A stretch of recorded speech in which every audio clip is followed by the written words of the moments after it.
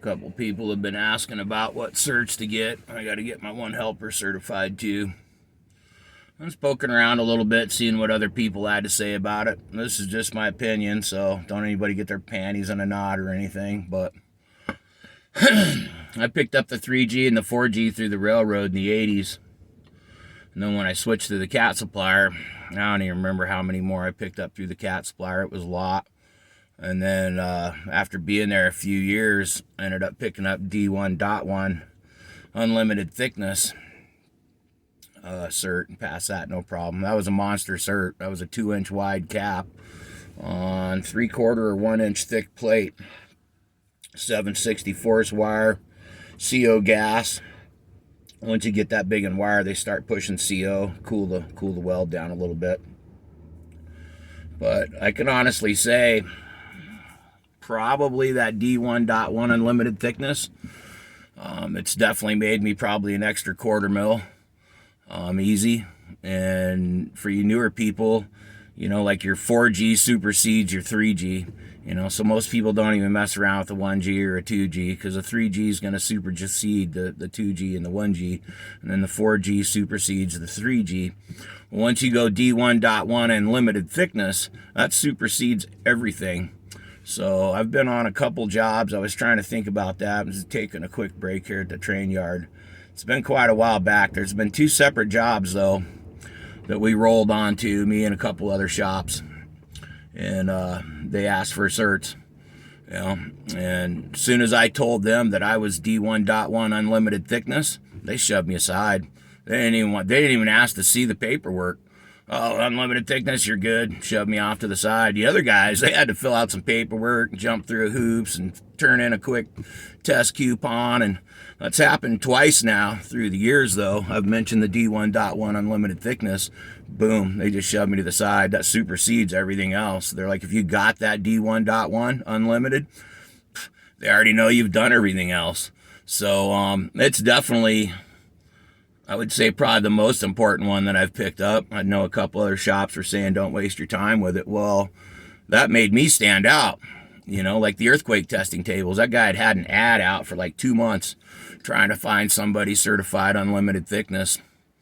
I just happened to be cruising around on Craigslist one day, bouncing around, and I'd seen that in there, and I was like, what the hell is this all about? I called and talked to the guy real quick, and he was like, man, we just can't find anybody unlimited thickness. And I was like, dude, I'm D1.1 unlimited thickness. Boom, how quick can you get here? Literally, he was like, can you be here in an hour? We're so far behind, and we've been trying like hell for 2 months, like 6-7 weeks. It said they had the ad out trying to find somebody. So everybody that came in with their 3/4 thickness certs, they just bumped them aside, kept looking for somebody with a unlimited thickness. So that's worked out really good. And there's been several other times too on construction jobs doing, you know, kind of weird stuff for these $1 million houses, and, you know, fry something up, and then the next day, you know, the contractor's going, shit, hope you're certified for that. The engineer wants to see a cert. And it's like, no problem, dude. Throw him a copy of the D1.1 unlimited. And actually, that last time, Mike was that guy's name, Michael. I was standing right there when he called the engineer. He was sweating it a little bit. He was like, I got it in my hand. It says he's D1.1 unlimited thickness, you know, certified. And the engineer was like, you're good, man. Fucking hung up on him. So I was just, as soon as you throw that out there, but why would you want to be like everybody else? I guess is part of what I'm saying. Everybody got the 3/4, you know, thickness cert. Why would you want to be like everybody else? Something oddball comes up, everybody's excluded right out the gate.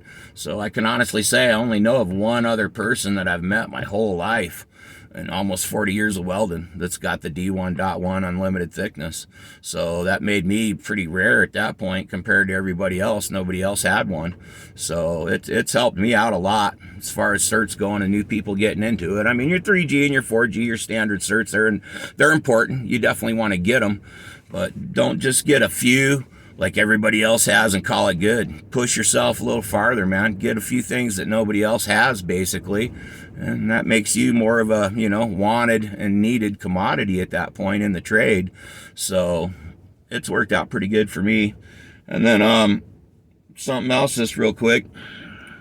I was just reading on this again a little bit too, and I'm probably going to take some flack for this, but you newer people getting into this, man, Don't buy into this hot pass bullshit that all these kids today do, man. If you have to run a hot pass over your root, you fuck the root up. So all the certs I've ever done, I've never ran a hot pass. I've passed every cert test I've ever done. I ran into a kid here, last summer. He was heading down to Texas to do some college stuff, take welding and stuff down there. And he called me up, said they were getting ready to do, I don't remember if it was a pipe cert or a different cert, but he said everybody, all the other kids down there in the school, they all went home, researched it, and, you got to do a hot pass, you won't pass this. I told the kid, piss on that, man. If you do your root right, you don't need a hot pass. In my generation, a hot pass meant that you didn't get the proper fill in the beveling, and you need a thinner pass so that your cap isn't too far, past the top of your steel or something like that. A hot pass in my generation meant you didn't get the proper fill. It had nothing to do with back burning, wagon cracks and slag intrusion at the toe of the weld or nothing like that. If you got slag entrapment and stuff at the toe of your weld, you didn't run your weld right. That's the bottom frickin' line. I've argued this I don't know how many times with people, man. So, and I got a buddy who's had 3 times now he's failed. And I've argued this with him. Hot pass.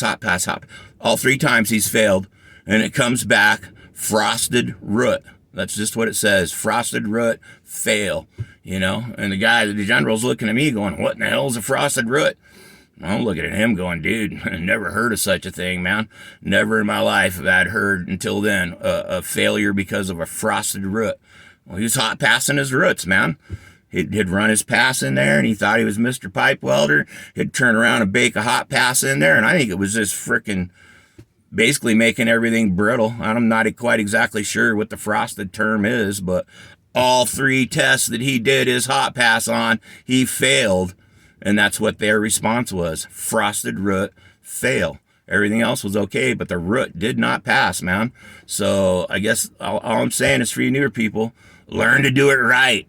Don't learn to cover it up. A hot pass is covering your shit up. That's all it is. It's back burning imperfections and stuff, garbage you left behind because you didn't run your root right.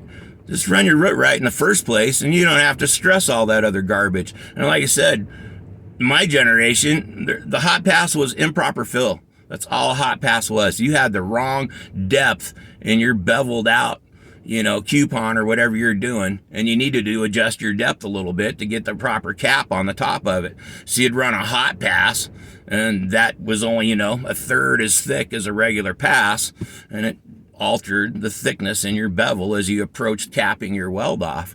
So I'm sure I'll take some flack for that. I don't frickin' care, man. If you got a hot pass your root, you're a fucking weenie and you didn't run your root right, man. It's just bullshit. So don't get sucked into all that hot pass crap. I've watched time and time again people fail on this end, man.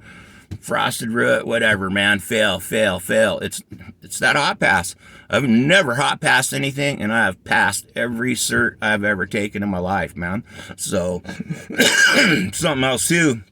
Another buddy, we're back in the early 90s doing some cert stuff, and we found a place here in Denver. They get like $300 for a coupon. And the other place that somebody else was running to, they were charging like $85 for a cert test. And it's like $85, man. What are they just accepting every coupon somebody turns in or what, Well, mine was like $320 or whatever, but this guy made you learn the literature. You had to learn the literature and what the hell you were doing and why you didn't have a hot pass, so that when you passed the cert, you knew what the hell you were talking about. All these other guys, they just, slobbered their stuff up, got a cert. They don't know why it worked, how they had to do it, why they did it. All they know is they got a cert that says they can do it.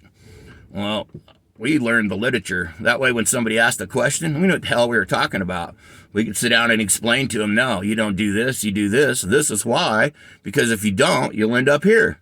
So the literature, man, I've been saying that on every other video. It seems like you just can't learn enough literature. It's just, I've told the help before, I'll be in this pretty much all my life.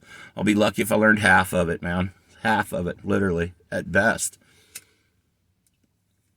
But anyhow, cert-wise, get your normal certs, but if you want to stand out, you want to be somebody different, you don't want to just be, Billy Bob and Joe Bo standing there. Get something different. Get something that not everybody else has.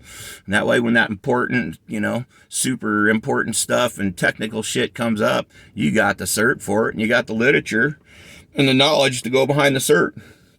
So, anyhow, just a quick little break time chat, man. A couple people had asked about that, and I was thinking about as well. I've been frying here for the last couple hours. Figured I'd just take a quick smoke break and run through that, man. So, everybody be safe. Take it for what it's worth. My opinion.